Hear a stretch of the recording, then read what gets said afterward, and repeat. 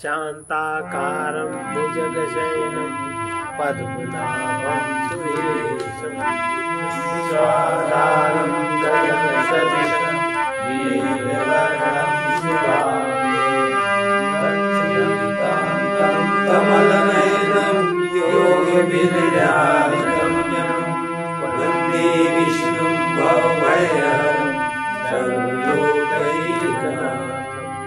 यं ब्रह्मा वरुणेन्द्ररुद्रमरुताय स्तुवन्ति दिव्यैस्तवैः वेदसागरप्रभोर्मिसजनैः गायन्ति यं ज्ञानावस्थितगतगतेन मनसा पश्यन्ति यमयोगिनो यस्यान्तं न विदुः सुरासुरगणः देवाय तस्मै।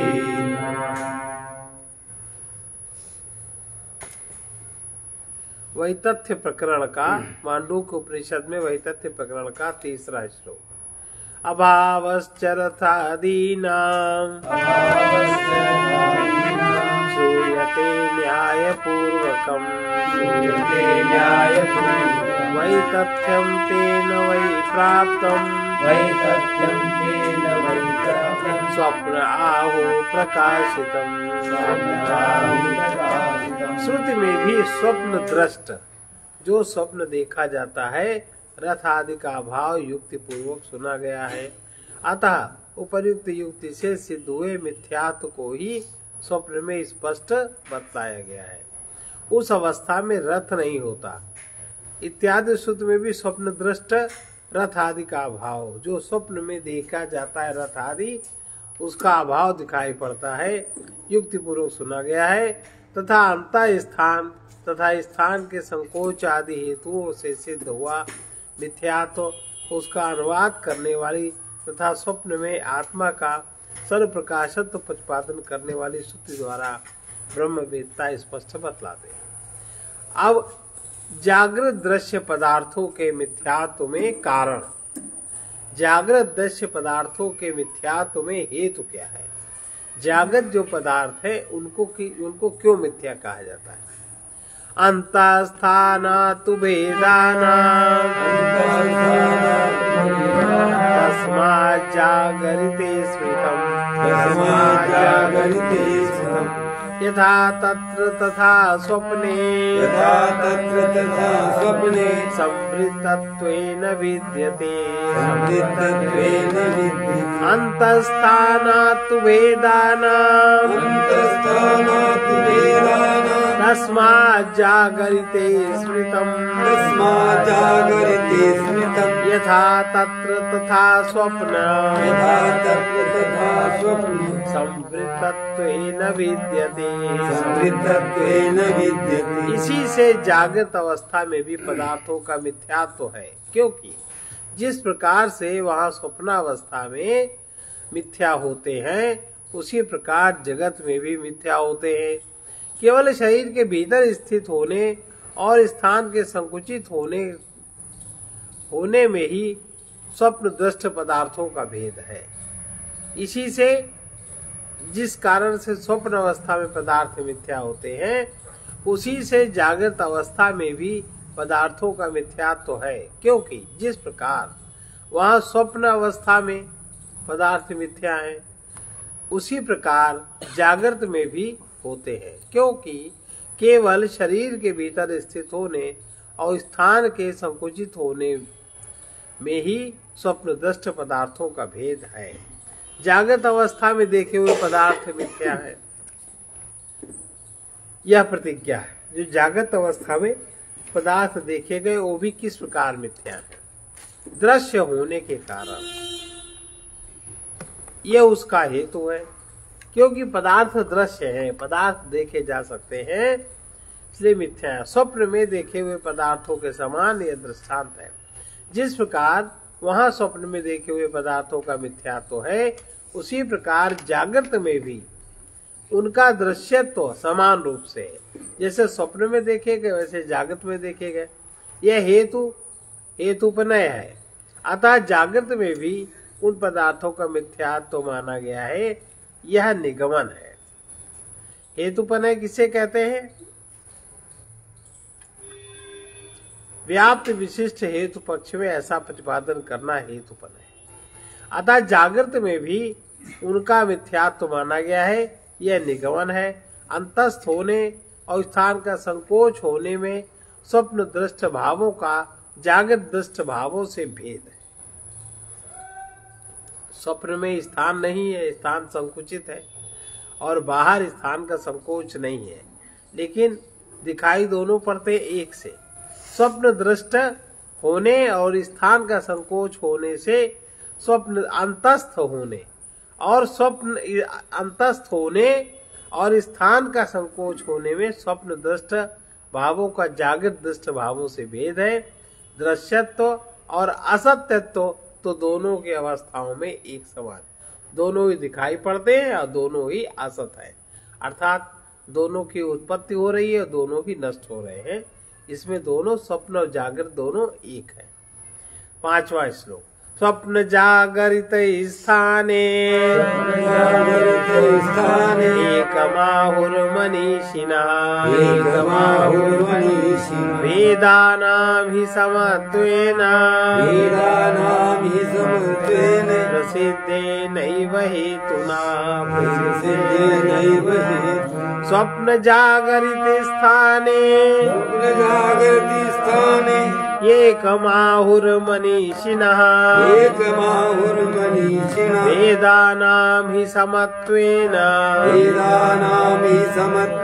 प्रसिद्धेनैव हेतुना। इस प्रकार प्रसिद्ध हेतु से मतलब यही कारण प्रसिद्ध है। पदार्थों में समानता होने के कारण स्वप्न के पदार्थ जागृत के पदार्थ दोनों में समानता होने के कारण विवेकी पुरुषों ने स्वप्न और जागृत अवस्थाओं को एक ही बतलाया। भाई जैसे जागृत पदार्थों को आप सही में तो देख नहीं पाते, आपके जो मन है मन का ही तो प्रक्षेपण होता है, और स्वप्न में टोटल मन का प्रक्षेपण होता है, तो दोनों की स्थिति एक हो गई ना। और इस प्रकार प्रसिद्ध हेतु से ही पदार्थों में समानता होने के कारण विवेकी पुरुषों ने स्वप्न और जागृत अवस्थाओं को एक ही बतलाया। पदार्थों का ग्राह्य ग्राहक स्वरूप प्रसिद्ध होने से समानता होने के कारण ही विवेकी पुरुषों ने स्वप्न और जागृत अवस्थाओं का एकत्व प्रतिपादन किया। जैसे हम लोग जागृत अवस्था में अपने मन के अनुसार चलते हैं तो वो भी स्वप्न अवस्था हो गई। भाई जागृत अवस्था में अपने मन के अनुसार ही तो चलते हैं, कि जागृत पदार्थों के अनुसार तो चलते नहीं। जागृत पदार्थों के अनुसार चले तो प्रातः काल सूर्य हुआ तो सूर्य के क्रम से जैसे सूर्य उदय हुआ हम उसी प्रकार से हमारी जीवनचर्या हो तो हमें सूर्य का लाभ है, लेकिन वैसा तो है नहीं। जीवनचर्या तो हमारे अपने प्रकार से है। जब मन होता सोते, जब मन होता उठते, जब मन होता खाते। हमें सूर्य के विज्ञान का ज्ञान होते हुए भी बुद्धि में, पर आचरण में उसका कोई भी ज्ञान आचरण नहीं रहता। पूरे दिन में, दिन की जागृति में हमें जागृति का होश ही नहीं रहता, तो है तो स्वप्न में। तो वही विवेकी पुरुषों ने स्वप्न और जागृत अवस्थाओं का एकत्व प्रतिपादित किया, दोनों एक सी है। इस प्रकार यह पूर्व प्रमाण से सिद्ध हुए हेतु का ही फल है। जागृत अवस्था में दिखलाई देने वाले पदार्थों का मिथ्यात्व तो इसलिए भी है क्योंकि आदि और अंत में उनका अभाव है। आदावन्ते चयन्नास्ति वर्तमानेऽपि तत्तथा वितथै सदृशाः शान्तो वितथा इव लक्षिता आदावन्ते चयन्नास्ति वर्तमानेऽपि तत्तथा वितथै सदृशाः शान्तो वितथा इव लक्षिता। जो आदि और अंत में नहीं है, अर्थात आदि और अंत में असद्रूप है, आदि और अंत में नहीं है, वो वर्तमान में भी वैसा ही है। तो वर्तमान में भी तो नहीं है, जो आदि में नहीं है और अंत में नहीं है, अंत में असद रूप है, वो वर्तमान में भी वैसा ही है। ये पदार्थ समूह असत के समान होकर भी सत जैसे दिखाई देते हैं। यह है असत, असत के समान, और दिखाई क्या पड़ते हैं? सत जैसे। जो मृग तृष्णा आदि वस्तु आदि और अंत में नहीं है। मृग तृष्णा आदि की वस्तु आदि में नहीं है और अंत में नहीं है। आप जब वहां गए तब आपको नजर आई मृग तृष्णा, और आप जब तक वहां नहीं गए तो आपको मृग तृष्णा समझ में, या जो वहां गया उसको आई, किसी को नहीं भी आएगी समझ में। मृग तृष्णा आदि वस्तु आदि अंत में नहीं है, वो मध्य में भी नहीं है। मध्य में लगता है कि ये मृग तृष्णा है, यहाँ हमें जल मिलेगा, उसकी तृष्णा बढ़ती है, लेकिन वो मध्य में है नहीं, जल की तरह लग रहा है। ये बात लोक में निश्चित ही है। इसी प्रकार जागृत अवस्था में दिखलाई देने वाले भिन्न भिन्न पदार्थ भी आदि और अंत में न होने से मृग तृष्णा आदि असत वस्तुओं के समान होने के कारण असत ही हैं। तथापि अनात्मज्ञ पुरुषों द्वारा वे सद्रूप समझे जाते हैं। जो अनात्मज्ञ है, जो आत्मज्ञ है, उनके द्वारा वो सद्रूप नहीं समझे जाते। आत्मज्ञ लोगों के लिए वो असद्रूप है, अनात्मज्ञ लोगों के लिए सद्रूप समझे जाते हैं। अनात्मा वाला व्यक्ति जो अनात्मा को आत्मा मानता है, वो व्यक्ति तो उनसे युक्त होकर के उनको समझता है कि सत्य है। लेकिन जो आत्मज्ञ है, जो आत्मा को आत्मा देखता है, पदार्थ को पदार्थ देखता है, उसके लिए वो सब असद्रूप है। अब यहाँ एक शंका कर रहे हैं, स्वप्न दृश्यों के समान जागृत अवस्था के दृश्यों का भी जो असत्यत्व बतलाया गया है वो ठीक नहीं, क्योंकि जागृत दृश्य अन्न पान वाहन आदि पदार्थ, भूख प्यास की निवृत्ति तथा गमनागमन आदि कार्यों के करने के कारण प्रयोजन वाले देखे जाते हैं, किंतु स्वप्न दृश्यों के विषय में ऐसी बातें नहीं है। अतः स्वप्न दृश्यों के समान जागृत दृश्यों की असत्यता केवल मनोरथ मात्र है। ये कह रहे हैं कि स्वप्न दृश्य के समान जागृत दृश्य नहीं है, जागृत दृश्य अलग है। समाधान दे रहे हैं कि नहीं, ऐसी बात नहीं। ऐसी बात क्यों नहीं है? जो ये कह रहे हैं कि जागृत दृश्य अन्न पान वाहन आदि पदार्थ, भूख प्यास की निवृत्ति, गमनागमन आदि कार्यों को करने के कारण प्रयोजन वाले, इनका प्रयोजन है जागृत अवस्था में, किंतु स्वप्न दृश्यों का प्रयोजन नहीं है। लेकिन स्वप्न दृश्यों का प्रयोजन क्यों नहीं है? स्वप्न दृश्यों का प्रयोजन स्वप्न सूक्ष्म शरीर में तो है, ये स्थूल पदार्थ है, स्थूल शरीर में इनका ये प्रयोजन है। तो सूक्ष्म पदार्थों का सूक्ष्म शरीर में स्वप्न अवस्था में प्रयोजन तो है, उसका उस प्रकार है, इसका इस प्रकार है। भाई स्वप्न भी सूक्ष्म देह तो देखता है, मन ही तो देखता है, तो मन के लिए सूक्ष्म शरीर के लिए तो वो सब प्रयोजनशील है कि नहीं? आदमी स्वप्न में खाता भी है, पीता भी है, रोता भी है, सब कुछ तो, लेकिन स्वप्न शरीर के लिए उसका महत्व है, जैसे जागृत शरीर के लिए इसका महत्व है। दोनों एक ही तो है। उसका समाधान करें, ऐसी बात नहीं। क्यों नहीं ऐसी बात बता रहे हैं। सप्रयोजनता तेषां स्वप्ने प्रतिपद्यते तस्माद्यान्तवत्वेन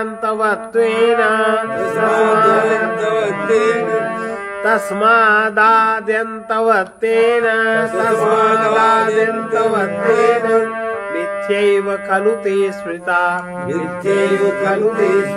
सप्रयोजनता तेषां स्वप्ने विप्रतिपद्यते तस्मादाद्यन्तवत्वेन मिथ्यैव खलु ते स्मृता। स्वप्न में उन जागृत पदार्थों की संप्रयोजनता के विपरीतता आ जाती है। अतः आदि अंत युक्त होने के कारण वे निश्चय मिथ्या ही माने गए हैं।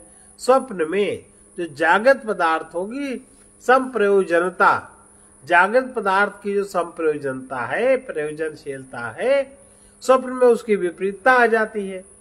वो सूक्ष्म हो जाते हैं, जागृत अवस्था के विपरीत हो जाते हैं। अतः आदि अंत युक्त तो है वो भी और ए भी होने के कारण निश्चय ही मिथ्या माने गए हैं। जागृत अवस्था में जो अन्न पानादि की संप्रयोजनता देखी जाती है वो स्वप्न में नहीं रहती। जागृत अवस्था में खा पीकर तप्त हुआ पुरुष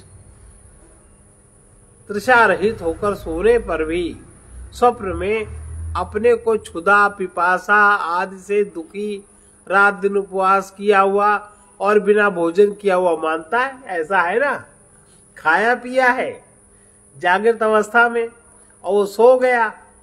सोने के बाद भी तो वो व्यक्ति अपने को क्षुधा, पिपासा आदि से दुखी, दिन रात उपवास किया हुआ, बिना भोजन किया हुआ मानता है। जिस प्रकार की स्वप्न में खा पीकर जागा हुआ पुरुष अपने को अतृप्त अनुभव करता है। स्वप्न में जो खा पी लेता है जागृत में अतृप्त अनुभव करता है, और जो जागृत में खा पी लेता है स्वप्न में अतृप्त अनुभव करता है कि नहीं? वही है, सूक्ष्म शरीर की व्यवस्थाएं सूक्ष्म शरीर के लिए है, स्थूल शरीर की व्यवस्थाएं स्थूल शरीर के लिए है, पर है दोनों ही मिथ्या। अब आया भेद समझ में। ये जो स्वप्न में खा पी कर जागा हुआ पुरुष अपने को अतृप्त अनुभव करता है, अतः स्वप्नावस्था में जागृत दृश्यों की विपरीतता देखी जाती है। इसलिए स्वप्न दृश्यों के समान उनकी असत्यता को भी हम शंका न करने योग्य मानते हैं। इस प्रकार दोनों ही अवस्थाओं में आदि अंत तत्व समान है, अतः वे निश्चय ही दोनों मिथ्या माने गए हैं। स्वप्न और जागृत पदार्थों के समान होने से जागृत पदार्थों की जो असत्यता बतलाई गई है वो ठीक नहीं, ये शंका कर रहे हैं। स्वप्न और जागृत की तुलना करके जो जागृत पदार्थों की असत्यता बतलाई गई है वो ठीक नहीं। क्यों? क्योंकि यह दृष्टांत सिद्ध नहीं हो सकता। कैसे सिद्ध नहीं हो सकता? क्योंकि जो पदार्थ जागृत अवस्था में देखे जाते हैं वे ही स्वप्न में नहीं देखे जाते। वे उस समय और क्या देखा जाता है? स्वप्न में तो ये अपूर्व वस्तुएं देखता है, अपने को 4 दांतों वाले हाथी पर चढ़ा हुआ, 8 भुजाओं वाला मानता है। इसी प्रकार स्वप्न में और भी अपूर्व वस्तुएं देखी जाती हैं, वे किसी अन्य असत वस्तुओं के समान नहीं होती, इसलिए वे सती हैं। अतः ये दृष्टांत सिद्ध नहीं हो सकता। अतः स्वप्न के समान जागृत की भी असत्यता है, ये कथन ठीक नहीं है। ऐसी बात नहीं है कि ये कथन ठीक नहीं है। समाधान कर रहे हैं, स्वप्न में देखी हुई जिन वस्तुओं को अपूर्व समझता है वो स्वतः सिद्ध नहीं है। अपूर्व जिसको समझ रहे हो वो स्वतः सिद्ध नहीं है। तो वो कैसी हैं जब स्वतः सिद्ध नहीं है? अपूर्वम स्थानि धर्मो ही तथा स्वर्ग निवासिनां तानयं प्रेक्षते गत्वा यथैवेह सुशिक्षितः अपूर्वं स्थानि धर्मो हि यथा स्वर्ग निवासितां तानयं प्रेक्षते गत्वा यथैवेह सुशिक्षितः। जिस प्रकार इंद्रियां स्वर्ग निवासियों को सहस्त्र नेत्र आदि जो स्वर्ग में निवास करते हैं उनको सहस्त्र नेत्र आदि अलौकिक अवस्थाएं सुनी जाती हैं इंद्रियों की। जो इंद्रियां यहाँ 5 और 10 हैं, यही प्राणी जब स्वर्ग में जाते हैं तो उनको सहस्त्र नेत्र आदि वाली इंद्रियां कहा जाता है, सुनी जाती हैं। उसी प्रकार यह स्वप्न भी स्थानीय स्वप्न दृष्टा आत्मा का अपूर्व धर्म है। उन स्वप्न पदार्थों को इसी प्रकार देखा जाता है जैसे कि इस लोक में किसी मार्ग विशेष के संबंध में सुशिक्षित पुरुष उस मार्ग से जाकर अपने अभीष्ट लक्ष्य पर पहुंचकर उसे देखता है। जैसे इस लोक में किसी मार्ग विशेष के संबंध में किसी को रास्ता पता नहीं है, लेकिन सुशिक्षित है, पढ़ा लिखा है, नक्शा आदि उसके पास है, वो सुशिक्षित पुरुष उस मार्ग से जाकर अभीष्ट लक्ष्य पर पहुंचकर उसे वैसा ही देखता है जैसा उसने सुना हुआ था। जिस प्रकार इंद्र आदि स्वर्ग निवासियों की शास्त्र नेत्र आदि अलौकिक अवस्थाएं सुनी जाती हैं। इंद्र आदि जो देवता लोग हैं स्वर्ग में रहने वाले, उनकी सहस्त्र नेत्र आदि उनकी जो ज्ञानेंद्रियां हैं बहुत ज्यादा, ऐसा सुना जाता है। उसी प्रकार यह जो स्वप्न भी स्थानीय माने स्वप्न दृष्टा आत्मा का अपूर्व धर्म है। जो स्वप्न देखने वाला आत्मा है, स्वप्न भी उसका अपूर्व धर्म है। जैसे जागृत अपूर्व धर्म है, वैसे स्वप्न भी उसका अपूर्व धर्म है।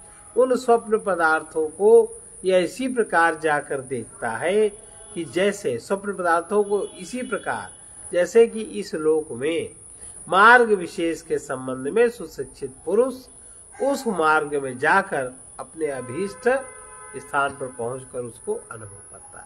स्वप्न देखा और फिर स्वप्न के आधार पर वो चल कर स्वप्न दिखा उसको, और स्वप्न जागृत अवस्था में या स्वप्न अवस्था में या कभी भी वो चला, उसने फिर वही चीज पाई।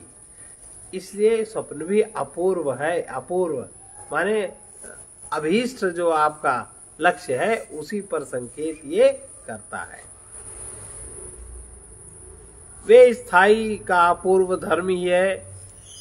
स्थानीय अर्थात स्वप्न स्थान वाले दृष्टा का ही धर्म है। जैसे कि स्वर्ग निवासी इंद्रादि के सहस्त्राक्ष आदि धर्म है, उसी प्रकार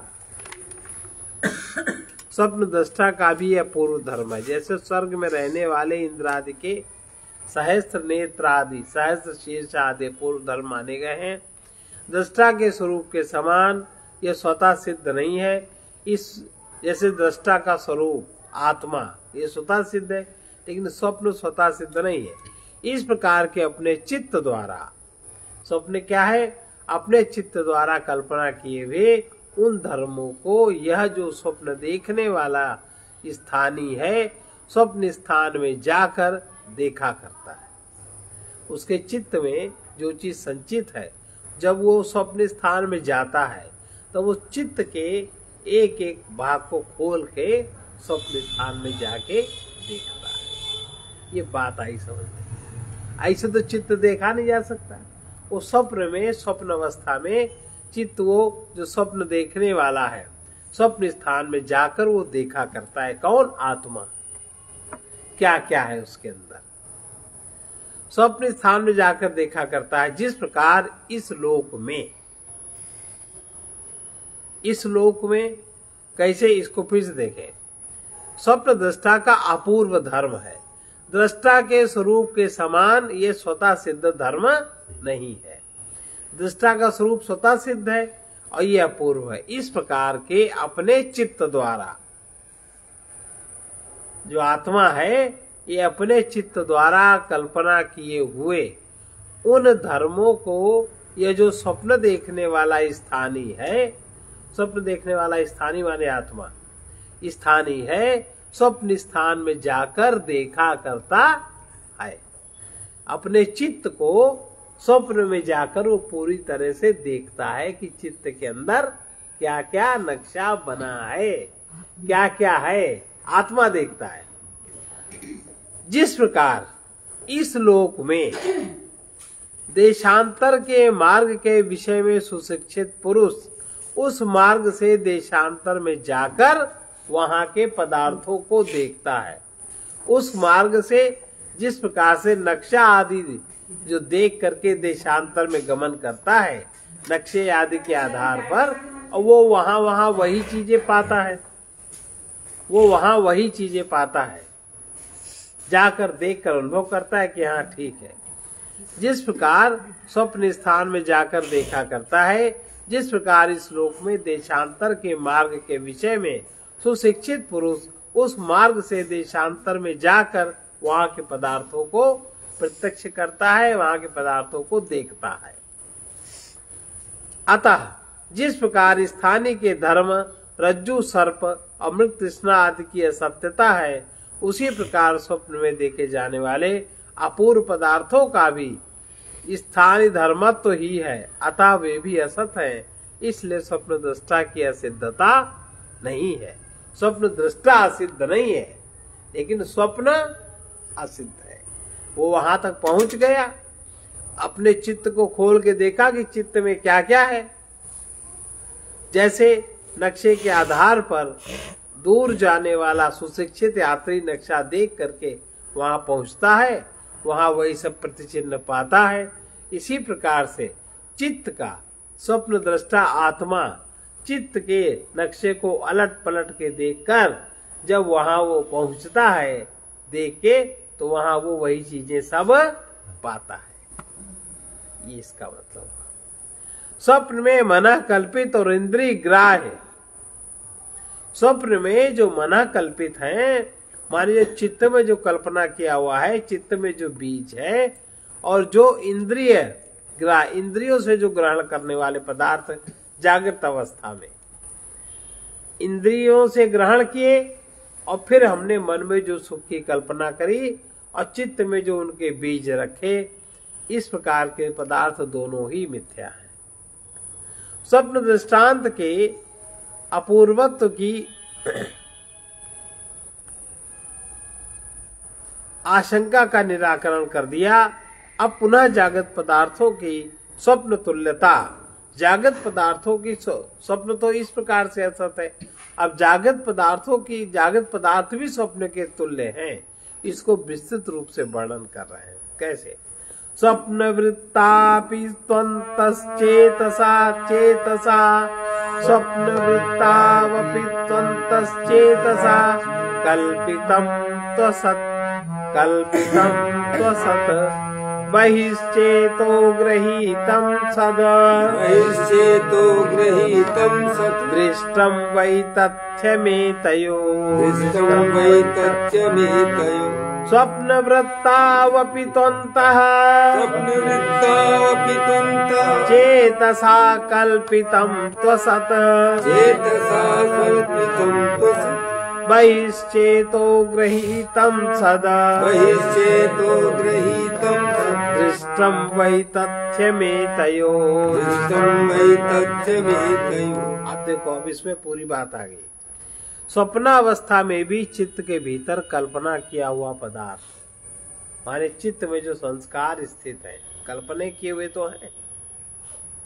चित्त में जो हमने जो जागृत अवस्था में किया, उसका जो सार हमारे चित्त में स्थिर हो गया, चित्त की वृत्ति के रूप में, चित्त के संस्कार के रूप में जो भी किया वो हमारे चित्त में इकट्ठा हो गया, और चित्त को ही देख करके कर्म का फल माना जाता है। सूक्ष्म अवस्था में जो यमराज के दूतों द्वारा देखा जाता है तुमने क्या क्या किया, उस चित्त में ही जो छपा है उसके अनुसार ही निर्णय होते हैं। अब ऐसे तो इतना बड़ा कर रहे हो, यहाँ से वहां से चल के गए तो वहां कौन नाप रहा है? कोई नहीं। पर यहाँ से वहां की दूरी है तुम्हारे यहाँ अंदर छप गई, वो देख करके निर्णय होते हैं, गलत तो छपेगा नहीं। तो स्वप्नावस्था में भी चित्त के भीतर किया हुआ पदार्थ असत, स्वप्नावस्था में भी चित्त के भीतर कल्पना किया हुआ पदार्थ असत, और चित्त के बाहर इंद्रियों द्वारा ग्रहण किया हुआ पदार्थ सत जान पड़ता है। कि जो हम इंद्रियों से ग्रहण करते हैं उसको हम समझते हैं सत है, और स्वप्न में जो हमने ग्रहण कर लिया है, जो हमने स्थिर रख लिया है, अपने समान को रूप से सुरक्षित कर लिया, वो जब स्वप्न में देखता है आत्मा तो उसको कहते हैं असत। तो अगर वो असत है तो इंद्रियों द्वारा ग्रहण किया भी तो असत है, वो सत कैसे होगा? वे वो चित्त द्वारा ग्रहण किया, वो इंद्रियों द्वारा ग्रहण किया, ये थोड़ा स्थूल है, वो थोड़ा सूक्ष्म है। स्वप्नावस्था में भी चित्त के भीतर कल्पना किया हुआ पदार्थ असत, और चित्त के बाहर इंद्रियों द्वारा ग्रहण किया हुआ पदार्थ सत जान पड़ता है। लेकिन तो इन दोनों का ही मिथ्यात्व तो देखा गया है, ये दोनों ही मिथ्या है।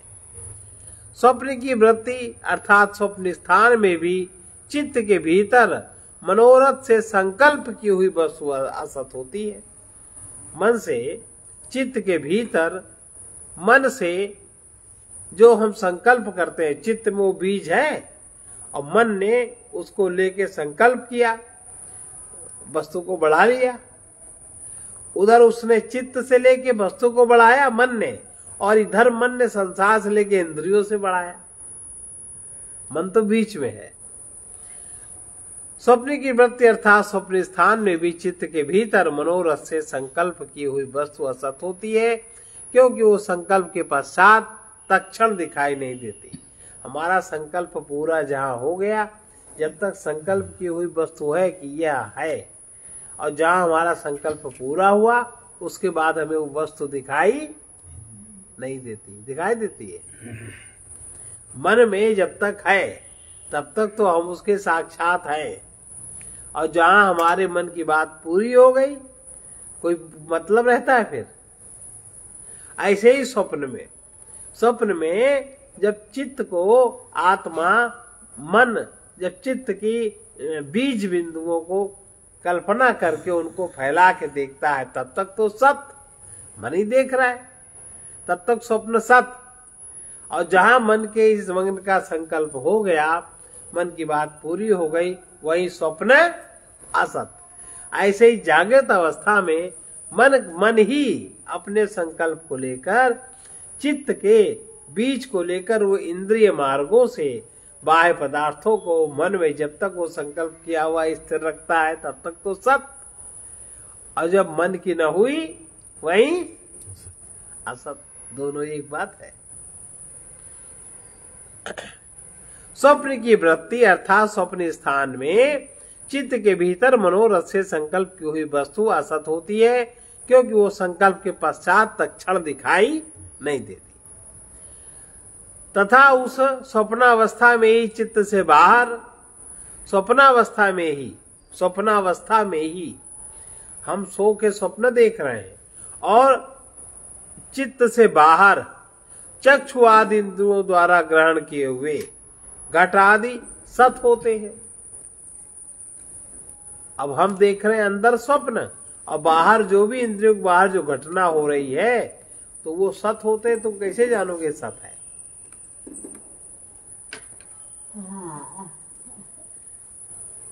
तथा उस स्वप्न अवस्था में ही चित्त से बाहर चक्षु आदि द्वारा ग्रहण किए हुए घट आदि सत होते हैं। इस प्रकार स्वप्न सत्य है, ऐसा निश्चय हो जाने पर सत और असत का विभाग देखा जाता है। इसको हम सत्य मानते हैं जो बाहर इंद्रियों से ग्रहण होता है, और अंदर जो अंतर इंद्रियों से जो ग्रहण होता है उसको हम असत मानते हैं। ये विभाग देखा जाता है। किंतु ये विभाग सामान्य लोग देखते हैं कि मन से बाहर जो इंद्रियों द्वारा पदार्थ जगत में घटना घटित होती वो सत्य है, और मन के भीतर चित्त में जो संकल्प के अनुसार घटना घटित होती वो असत है। लेकिन ऐसा विभाग देखा जाता है, लेकिन असलियत क्या है? चित्त से कल्पना किए हुए इन आंतरिक और बाह्य, चित्त से ही तो कल्पना की, दोनों अंतर भी कल्पना करी, स्वप्न देखा, और बाहर जो कल्पना करी दृश्य का संयोजन किया। भाई बाहर मान लो घड़ा रखा है कहीं, तो हमको लगा कि हमें पानी चाहिए तो घड़ा उठा के लाना है, तब तो घड़ा लाए। ऐसे ही अंतर चित्त में वो बीज है, और मन को लगा कि ये बीज खोल के देखे, इससे शायद हम जो चाहते हैं हमको मिल जाएगा। मन ने वो बीज संकल्प के अनुसार खोला, उस स्वप्न के पर्दे पर स्वप्न फैल गया। अब स्वप्न देखा, मतलब का है तो ठीक, ना मतलब का है तो ठीक, स्वप्न चला गया। ऐसे ही घड़े की जरूरत बाहर पड़ी तो इंद्रियों से घड़ा उठा के लाए, मन ने कल्पना करी, घड़ा ला के वहां रखा, अब पानी पिया, तृप्ति हुई तो ठीक और ना तृप्ति हुई तो ठीक। दोनों स्थितियों में घड़ा बेकार हो गया ना। वही कह रहे हैं, किंतु चित्त से कल्पना किए हुए आंतरिक और बाह्य दोनों ही प्रकार के पदार्थों का मिथ्यात्व तो है, यही देखा जाता है। बात स्पष्ट हो गई। जगत में दोनों प्रकार के पदार्थ मिथ्या है। जागृत अवस्था में भी दोनों प्रकार के पदार्थ मिथ्या है। कैसे? जागृत वृत्तावपि त्वन्तः चेतसा कल्पितं त्वसत् बहिश्चेतो गृहीतं सदा उक्तं वै तथ्यमेतयोः जागृत वृत्तावपि त्वन्तः चेतसा कल्पितं त्वसत् बहिश्चेतो गृहीतं सदा उक्तं वै तथ्यमेतयोः। इसी प्रकार जागृत अवस्था में भी चित्त के भीतर कल्पना हुआ पदार्थ, जागृत अवस्था में भी चित्त के भीतर कल्पना किया हुआ पदार्थ असत और बाहर ग्रहण किया हुआ पदार्थ सत समझा जाता है। जागृत अवस्था में हम जो चित्त में अपने बीज के द्वारा तो सोचते हैं, जो हमने देखा है, सुना है, भोगा है, जो हमारे चित्त में स्थित है, वही बातें हम सोचते हैं। तो चित्त के भीतर जो हमारा मन कल्पना करता है वो पदार्थ असत कहते हैं, और चित्त से बाहर मन जो इंद्रियों द्वारा ग्रहण करता है पदार्थ उसको सत समझा जाता है। लेकिन दोनों का ही मिथ्यात्व मानना उचित है। इधर अगर इंद्रियों के द्वारा पदार्थ जगत से ग्रहण है तो उधर मन के द्वारा चित्त से ग्रहण है। आत्मा वहां भी देखने वाला और आत्मा यहां भी देखने वाला, दृश्य दोनों असत है, ये कहने का तात्पर्य है। इन सत और असत पदार्थों का मिथ्यात्व तो ठीक ही है, क्योंकि हृदय के भीतर या बाहर कल्पित होने से उन पदार्थों में कोई विशेषता नहीं हो जाती। पदार्थ तो वैसे ही रहते ना। जितनी तृप्ति जागृत पदार्थों के भोग से हमें मिलती है उतनी ही तृप्ति स्वप्न जगत के भोग से हमको मिलती। स्वप्न में हम अगर कोई बहुत अच्छा स्वप्न देखते तो उतने तो तृप्त होते हैं, खराब स्वप्न देखते उतने भयभीत होते। जागृत अवस्था में अनुकूल भोग मिलता है तो उतने ही प्रसन्न होते, प्रतिकूल जब आता है तो उतने दुखी होते। तो दोनों की मनस्थिति तो बराबर है, मन दोनों को एक साथ अनुभव करता है। तो ये कह रहे हैं कि हृदय के भीतर या बाहर कल्पित होने से उनमें कोई विशेषता नहीं आ जाती, वैसे ही रहता है। से सबकी व्याख्या की जा चुकी है। अब इन मिथ्या पदार्थों की कल्पना करने वाला कौन? जो पदार्थ है, पदार्थ देख लिया जागृत स्वप्न का। अब मिथ्या पदार्थ की ये जो कल्पना करता है, जो सेटिंग करता है, ये कौन है? इसको देखिए। पूर्व पक्षी कह रहा है उभयोरपि वही तथ्यम वेदानां स्थानयोर्यादि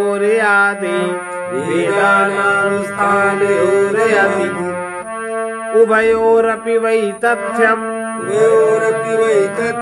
वेदानां स्थानयोर्यदि कैतान बुध्यते भेदान को वै तेषां विकल्पकः।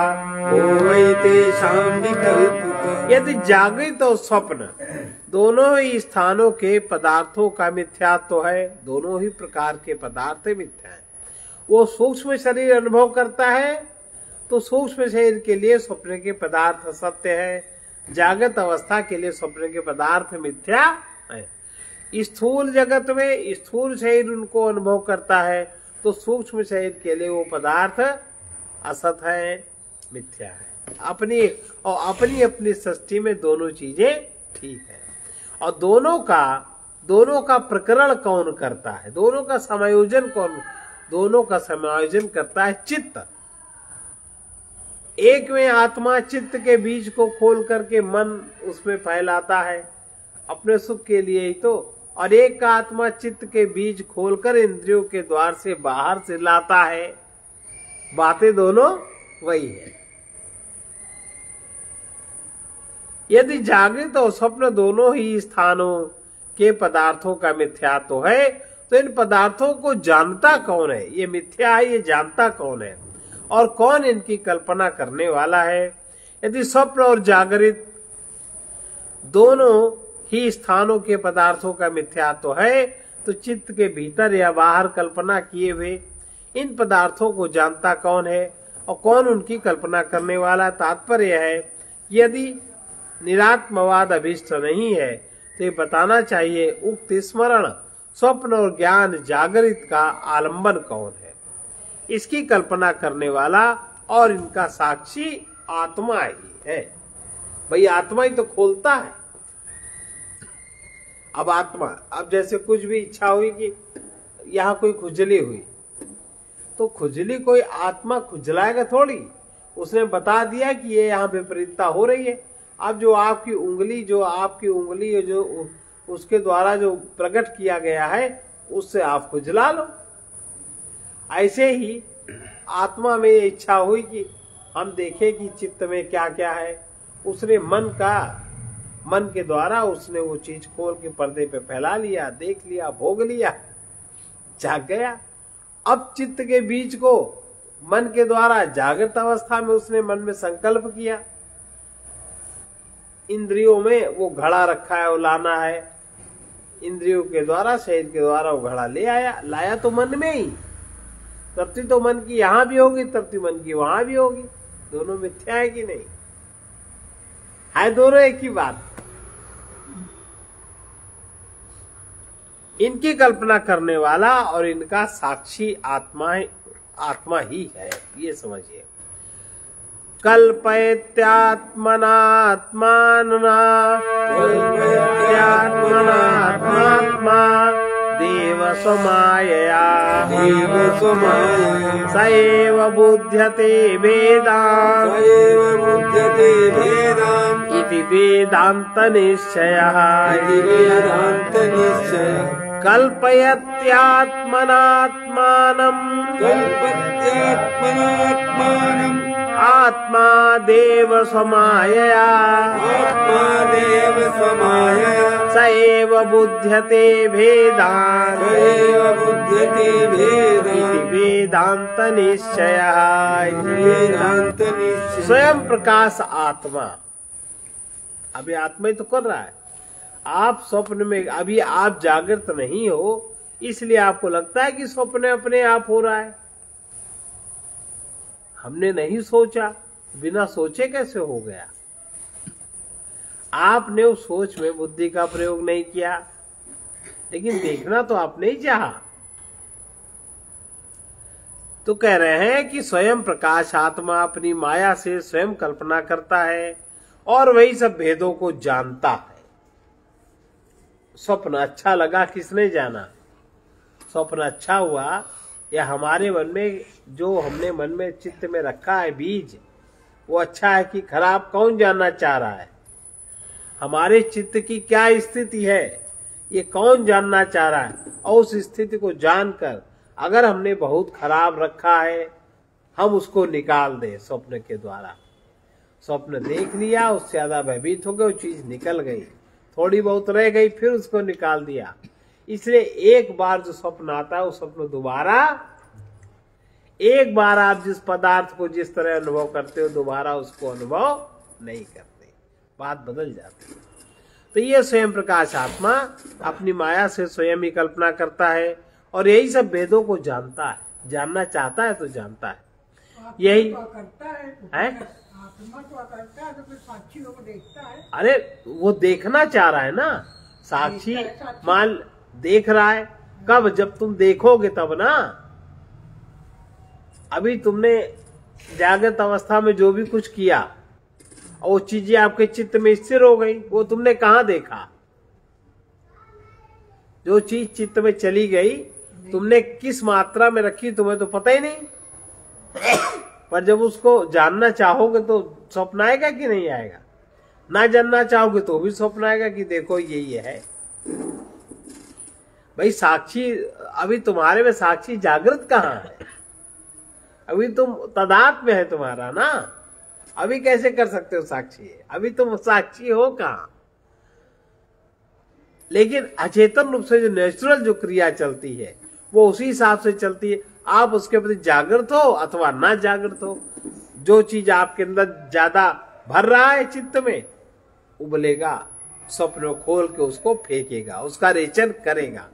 पेट में ज्यादा भोजन कर लिया, भोजन बहुत उबल रहा है, वोमिटिंग होगी, शरीर की स्थिति बिगड़ेगी।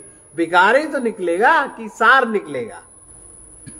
विकार निकलेगा, वो अपने आप निकलेगा, तुम निकालो चाहे ना निकालो। अगर ओवर ईटिंग कहीं भी हो जाएगी तो वो चीज निकलेगी, वो आत्मा का तो नियम है और तुम नहीं जानते। अब अगर तुम जान ले तो तुम एक ही बार में सब झाड़ू लगा के सफाई कर दो, बार बार की जरूरत ना हो।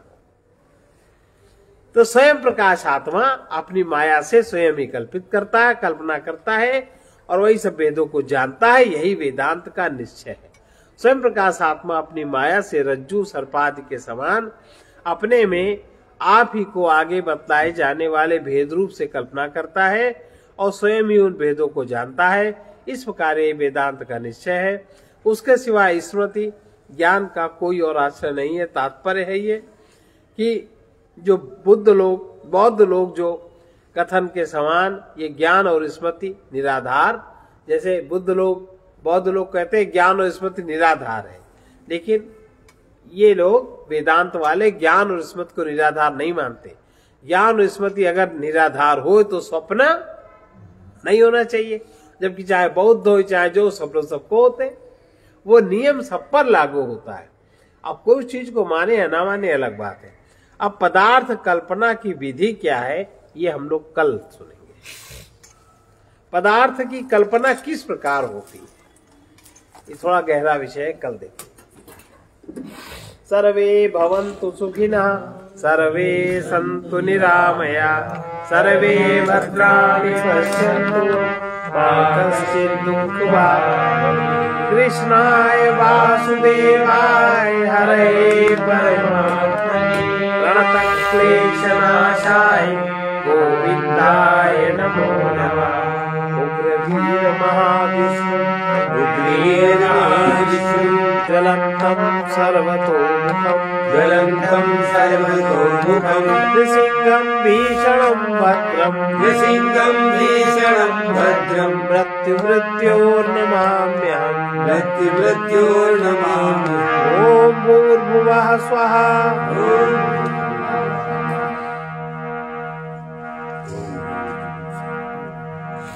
ॐ ह्रौं जूं सः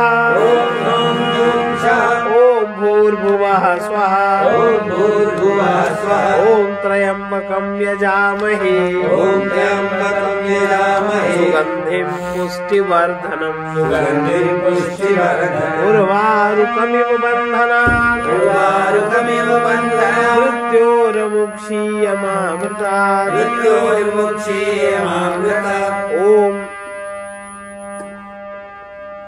ॐ स्वः ॐ भुवः भूः ॐ सः जूं ह्रौं असतो मा सद्गमय तमसो मा ज्योतिर्गमय।